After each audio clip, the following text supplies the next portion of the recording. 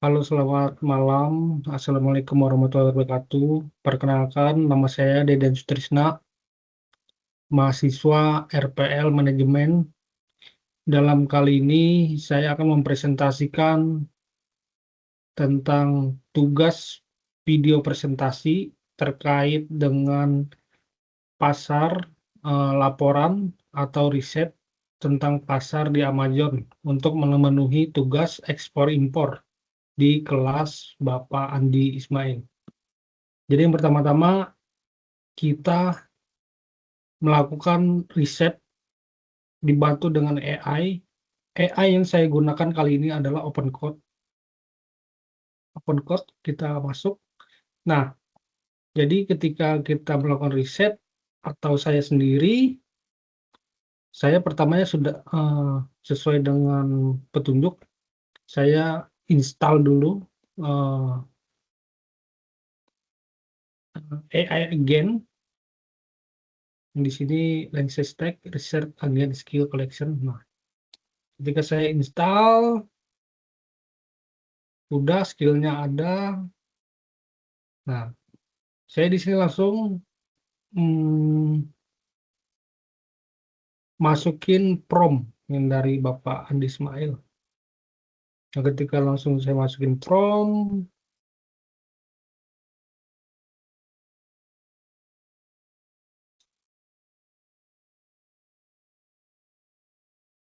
nah, jadi di sini saya langsung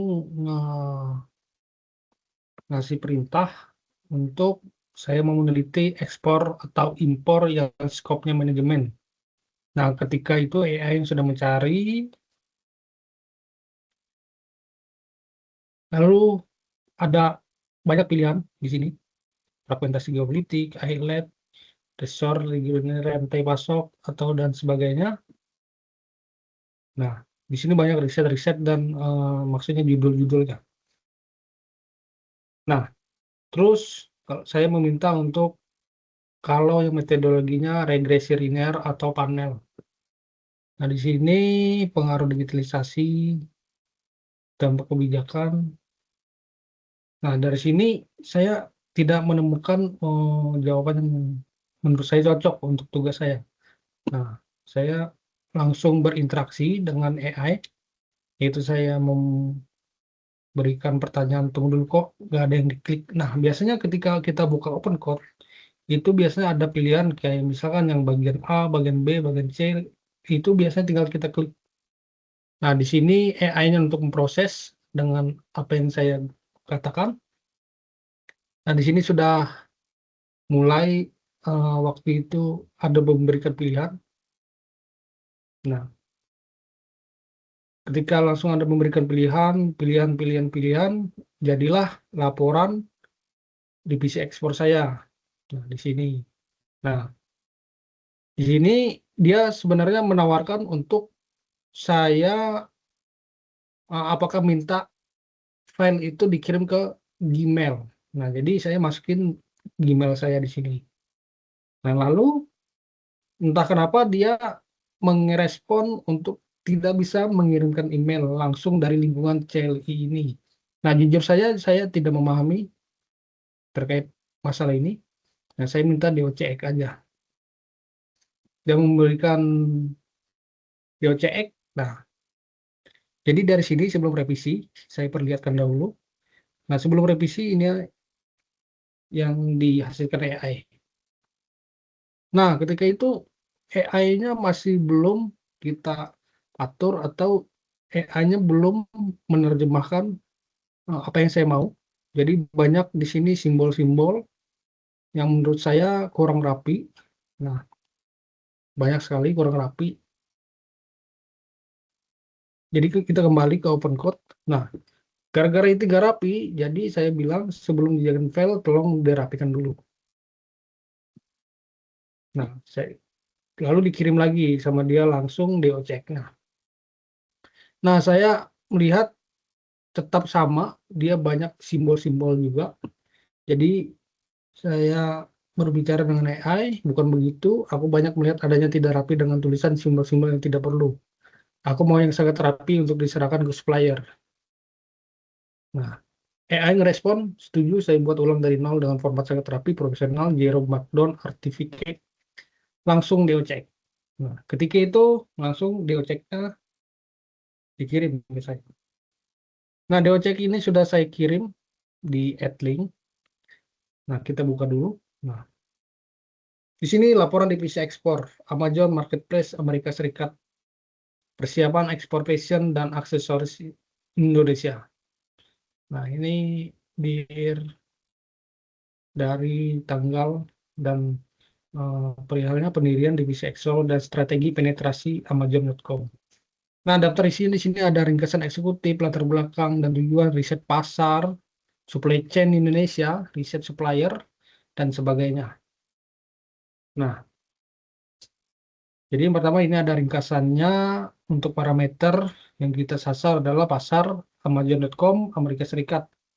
Jadi kategori produk kita fokusnya di fashion dan aksesoris Indonesia. Lalu sumber pasokannya Indonesia, supplier lokal. Nah, kita kan bisa menjadi dropshipper dari Indonesia yang barangnya itu dari Cina. Nah, tapi strategi saya atau strategi AI ini cocok banget sama strategi saya sendiri, yaitu mencari supplier-supplier dari Indonesia. Nah, modal awal diperkirakan 5.000 sampai 10.000 dolar, estimasi margin labanya 20 sampai 35% dari modal awal itu. Nah, terus ini proyeksi break even. Nah, maksudnya proyeksi break even ini adalah proyeksi balik modal kita. Nah, di sini targetnya adalah bulan kedua ketika kita mulai untuk berusaha. Lalu proyeksi pendapatan tahun pertama adalah 60.000 dolar dari modal awal 5.000 sampai 10.000 dolar. Latar belakang dan tujuan tentu saja kita akan pasokan kita wajib ataupun kita berfokus di Amazon.com sesuai tugas yang saya ingin kerjakan. Lalu peluang pasar fashion di Amazon Amerika Serikat. Nah, di sini populasi Amerika Serikat 330 juta penduduk. Lalu pasar e-commerce Amazonnya adalah 37,6%. Nah, maksudnya adalah masyarakat Amerika itu sering bergantung kepada Amazon itu, marketplace-nya, sebesar 37,6%, hampir menguasai pasar Amerika. Nah, pelanggan Prime maksudnya adalah pelanggan yang tetap di Amazon 150 juta. Lalu seller FBA profitable 63%. Rata-rata pendapatan penjual 250.000 dolar per tahun. Nah, di sini kategori produk fashion terlaris.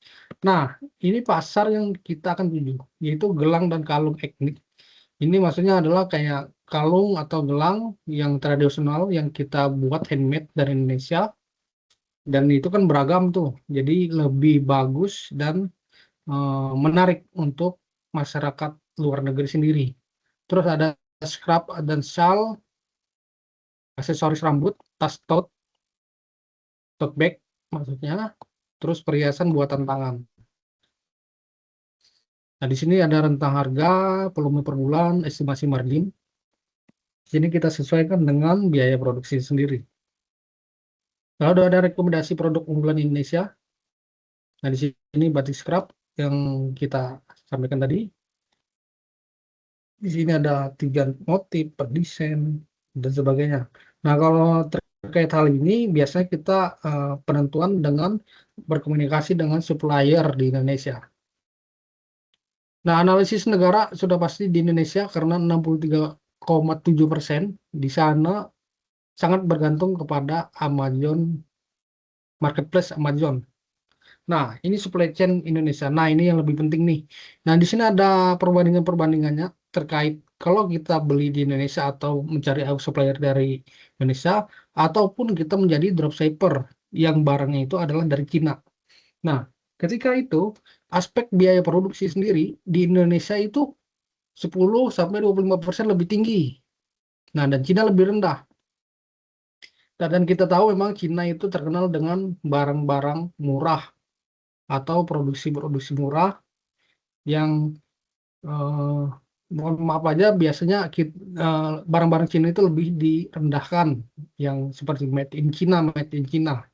Nah, terus tarif impor ke Amerika Serikat. Nah, kita tahu di tahun ini Donald Trump itu sangat labil untuk menentukan tarif impor ya, yang masuk, barang-barang masuk ke Amerika.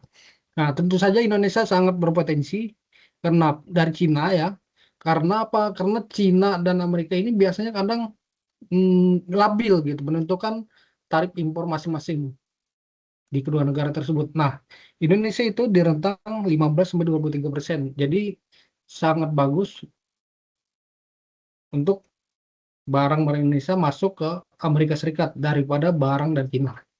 Nah, waktu pengiriman ke laut dari laut itu estimasi Indonesia 25-40 hari, lalu Cina 20-30 hari. Dan ini sangat eh,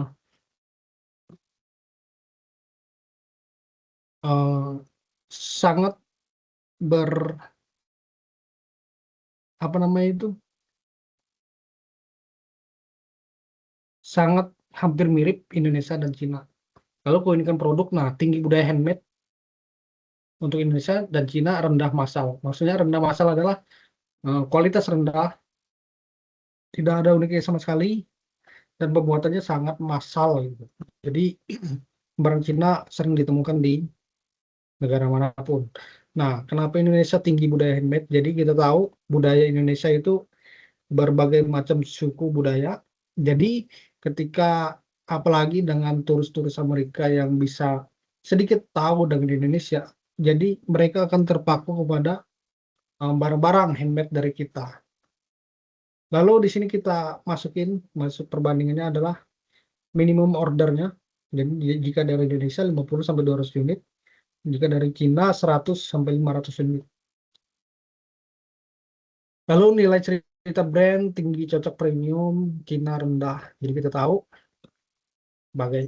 maksudnya seperti ini. Ketika kita gelang handmade, ketika kita bawa gelang handmade yang biasanya untuk kita oleh-oleh gitu, kita bawa keluar itu akan sangat mahal harganya. Karena dengan tingkat eh, di luar itu lebih menyukai dengan namanya art atau seperti itu barang-barang olahan handmade kita. Nah, di sini keunggulannya yaitu dari Indonesia dibandingkan Cina adalah tarifnya selisih dari 10-30%. Lalu ini penjualan unik dari Indonesia, terus posisi premium dari Indonesia, dukungan pemerintah dari Kementerian Perdagangan dan Indonesia Exim Bank.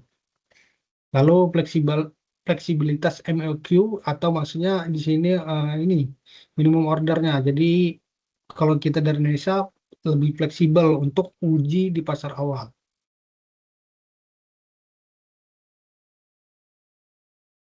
Nah, di sini skema supply chain, produksi dulu kita di supplier, terus quality control, lalu pengiriman internasional dari ini Pelabuhan Tanjung Priok di Jakarta ataupun Tanjung Perak di Surabaya kalau nggak salah ya. Nah, sini safe rate 25-35 hari, terus ini custom clearance. Nah, ketika di sini WF ke gudang Amazon. Nah, lalu di tahap 6 adalah penjualan melalui marketplace Amazon. Nah, di sini riset supplier Indonesia. Nah, ini yang salah satu penting untuk tahap awal kita melakukan penjualan atau melakukan ekspor ke luar negeri. Nah, di sini perusahaannya adalah supplier batik dan tekstil sendiri. Perusahaannya ada banyak, ada misalkan di sini ada 5 contoh yang AI dapatkan, lokasinya Solo, Jogja, atau Jogja, Jawa Timur, Pekalongan, Mutia Batik, ini multi lokasi, Novinet, Jakarta. Nah, di sini spesialisnya adalah batik tulis, ini batik sakong handmade, batik massal, MQ fleksibel, fashion batik kontemporer, eksportir batik volume besar. Nah, di sini supply handicraft ada 4 yang didapatkan oleh AI. freight forwarder. Nah, ini freight forwarder nih maksudnya adalah apa namanya, jasa pengirimannya. Ini ada LG Logistik, Alfian Logistik, DHL atau FedEx, Forwarder One. Nah, ini kalau LG Logistik ini Jakarta ke ES atau Amerika, Alfian Logistik ke semua pelabuhan, DHL ini Jakarta ke Amerika. Nah, kalau kita misalkan dari China ini adalah menggunakan Forwarder One. Nah, estimasi keuangannya kita melihat di sini harga produk free on board itu 4 US dollar per unit, packing dan label FBA, ini biaya packing 0,50 dolar, ongkos kirim melaut LCL 1,50 dolar per unit ya. Ini bisa kita kalikan nanti berapa unit yang akan kita kirimkan.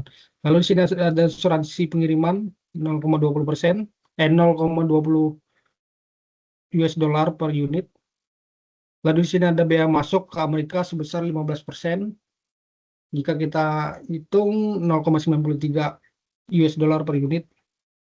Lalu Amazon FBA Multi Fee ini ada 5,50 dolar per unit. Terus Amazon Referral Fee 15%, 3,75%. Nah, saya tahu ini adalah Amazon Referral. Nah, Amazon Referral ini bisa kita artikan adalah untuk biaya iklan di marketplace Amazon sendiri. Nah, ketika kita membayar biaya iklan ini, biasanya kita ditemuin banyak sekali ketika orang Amerika itu sendiri, ketika melihat Amazon, biasanya barang-barang yang kita jual akan direkomendasikan oleh marketplace Amazon sendiri. Lalu di sini advertising 10%, terus biaya tidak terduga 5%. Nah, di sini 1,25 US dollar per unit. Nah, total biaya per unit adalah 20 dolar.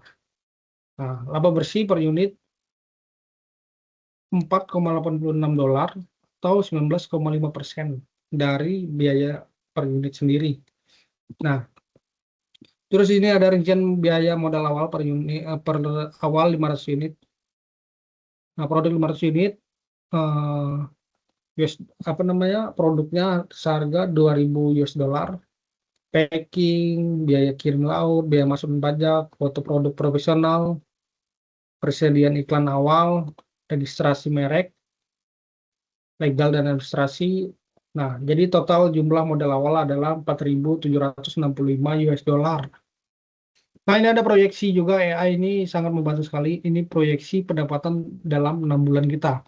Nah, bulan pertama kita melakukan investasi dahulu, jadi yang labanya atau minus ya, karena kita mengeluarkan modal terlebih dahulu. Lalu bulan kedua revenue-nya 1.250 US dollar, biaya 1.200 dolar. Jadi labanya ini 50 dolar. Nah, tapi di sini mungkin saya kebingungan kenapa dia break even ya. Sebenarnya harusnya belum break even point. Nah, di sini bulan ketiga profit, bulan keempat tumbuh, bulan kelima scale, bulan scale. Nah, jadi kalau AI memperkirakan revenue dalam 6 bulan adalah 3.125 atau 65% pendapatan kita. Nah, di sini ada pilihan skala modal. Jadi kita bisa memilih nih. Ketika kita masih belajar, kita mengeluarkan modal 5.000 dolar dengan unit awal 500. Jadi revenue bulan ke-6 adalah 5.000. Nah, berarti maksudnya kalau bulan ke-6 ini sudah break even point ya. Lalu medium 10.000 dolar, revenue bulan ke-6 12.000 dan seterusnya full scale segala macam. Nah, tahapan implementasi, jadi bulan pertama kita ini registrasi Amazon dulu. Jadi kita sebagai penjual kita registrasi, masukin toko kita daftar di Amazon. Terus produksi dan pengiriman bulan kedua dan ketiga, jadi kita memilih supplier dulu. Nah, terus kita lakukan quality control untuk semua produk kita. Lalu packing standar FBA, ini harus sesuai standar dengan negara yang kita tuju ya. Terus serah terima ke freight forwarder, terus shipment safe freight, jadi kita mengirimkan barang ke kapal. Jadi kita monitor selama 25-35 hari perjalanan laut. Nah, bulan ketiga, bulan keempat ini barangnya kita masuk ke gudangnya Amazon di warehouse-nya. Lalu di sini activity listing dan plus konten, jadi kita pasarkan produknya di Amazon. Lalu bulan ke-6 kita harus evaluasi barang apa yang bestseller ataupun yang pergerakannya sangat lambat atau terjualnya sangat lambat. Nah, terus order ulang produk yang terlaris. Jadi ketika barang kita misalkan batik banyak laris di Amerika, jadi kita order ulang ke supplier. Terus ekspansi varian motif dan desain baru. Jadi kita setiap barang-barang yang sangat terjual, kita upayakan kita lakukan pemesanan dengan desain baru. Jadi optimasikan iklan, persiapan ekspansi Amazon UK atau Eropa. Nah, proyek jangka panjang ini tahun pertama, tahun kedua, ke tahun ketiga. Jadi kita ketika di sini AI-nya memperkirakan di bulan tahun ketiga kita laba bersih sudah 150.000 US dollar. Jadi ini setara dengan sekitar 5 miliaran rupiah. Nah, ini proyeksi didasarkan pada asumsi review positif mendorong organic traffic. Lalu ini ada risikonya nih.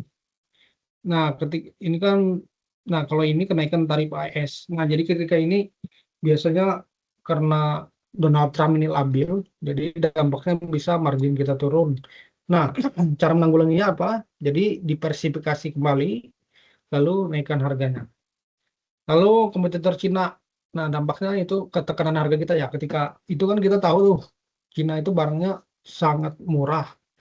Nah, jadi kita mitigasinya, kita lakukan branding yang otentik Indonesia sekali. Jadi usahakan iklan-iklannya itu yang berhubungan dengan Indonesia culture.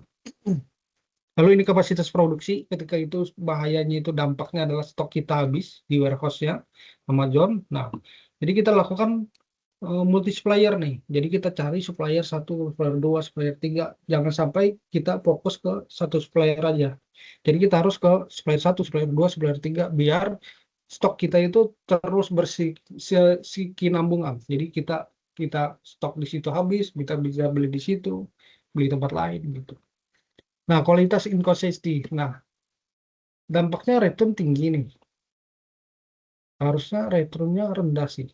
Nah, mitigasinya kita harus quality control berlapis. Jadi quality control misalkan kita kontrol pertama, kontrol kedua, kontrol ketiga sampai benar-benar barang itu sudah layak untuk dijual. Nah, di sini kenaikan ongkos kirim biasanya di sini biaya naik untuk biaya pengiriman kita ke Amerika. Nah, jadi hal yang kita lakukan bisa saja kita kontrak tahunan dengan forwarder. Jadi biar misalkan kita kontrak untuk selama 5 tahun gitu dengan biaya $1.000 misalkan kayak gitu.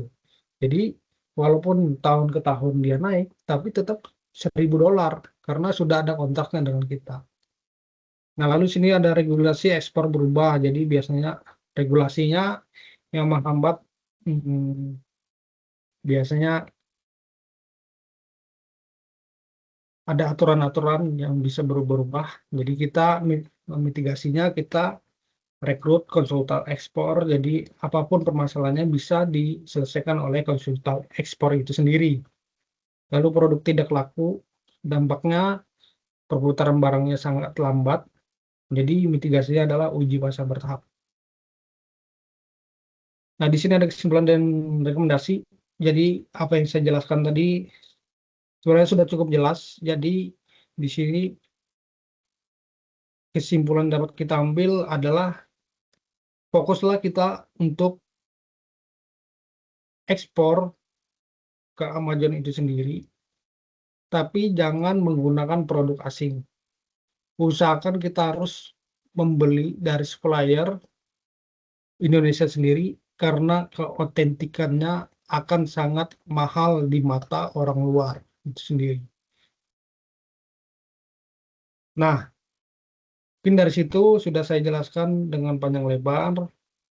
Mohon maaf Bapak jika ada kata-kata yang saya yang salah. Demikian laporan hasil presentasi saya. Saya ucapkan terima kasih. Assalamualaikum warahmatullahi wabarakatuh.